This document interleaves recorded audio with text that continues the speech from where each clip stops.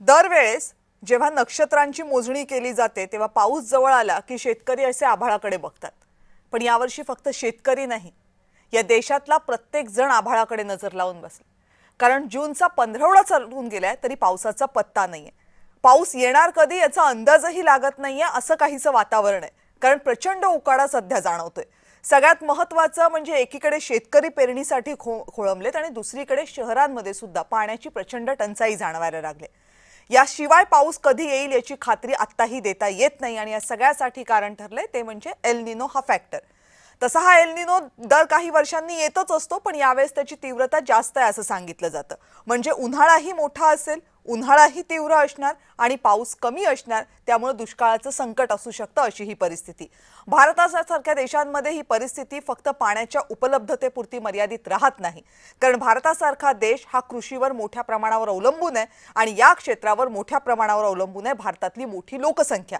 या सगळ्यांच्या भवितव्याचा प्रश्न निर्माण होतोय या कमी झालेल्या पावसामुळे, लांबलेल्या मॉन्सूनमुळे.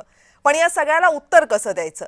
पर्यावरणातल्या हे बदलांना उत्तर सातत्यानं कशी शोधायची, हा सगळ्यात महत्त्वाचा प्रश्न आहे. या सगळ्या संदर्भात चर्चा करणार आहोत, पण त्या अगोदर पाहूयात या सगळ्या संदर्भातला एक स्पेशल रिपोर्ट.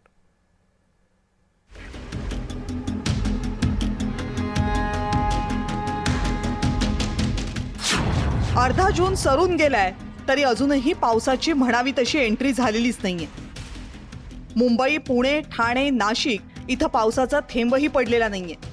पुण्यामध्ये 1958 नंतर पहिल्यांदाच असं झालंय की जूनच्या पहिल्या 15 0 मिलीमीटर पाऊस झालाय.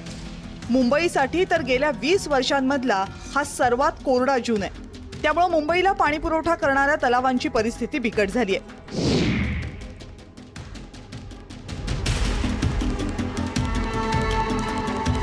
पाटसा धरणाची 71,703 कोटी लिटर इतकी क्षमता आहे. तिथला सध्याचा साठा जेमतेम 10% आहे. अप्पर वैतरणाची क्षमता आहे 22,704 कोटी लिटर.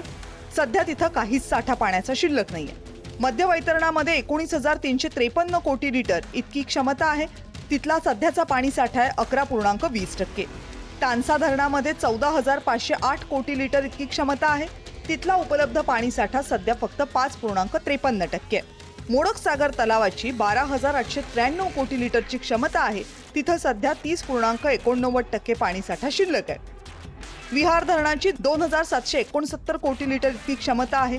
तिथं 42.69% इतका पाणीसाठा उपलब्ध आहे. तर तुलसी धरणाची 804 कोटी लिटर इतकी क्षमता आहे आणि तिथला पाणीसाठा सध्या 23.6% आहे. मान्सून मुंबईत दाखल होण्यासाठी आणखी 3 ते 4 दिवस लागणार असा हवामान खात्यानं अंदाज वर्तवलाय. त्यानंतरही पहिल्या खेपेत फक्त हलक्या सरी पडतील असा अंदाज आहे. धो मान्सून पडून मान्सून स्थिरावण्यासाठी जुलै महिनाच उजाडणार असं दिसतंय. कोकणात काही ठिकाणी पेरण्या झाल्या आहेत, पण पाऊस येत नसल्यानं शेतकरी चिंतेत आहेत.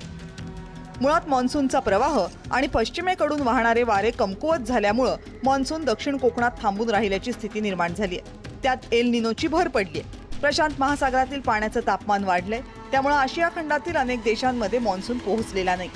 इतिहासातील सर्वात तीव्र एल निनो यावर्षी तयार झालाय अशी चिंताजनक घोषणा गेल्या आठवड्यातच करण्यात आली आहे. एकूणच काय तर आठवडाभरानं पाऊस सुरू झाला तरी तो सरासरी इतकाच पडेल याची शाश्वती नाहीये. त्यामुळे जूनचा उत्तरार्ध पावसाच्या दृष्टीनं अत्यंत महत्त्वाचा मानला जातोय. ब्युरो रिपोर्ट, जय महाराष्ट्र.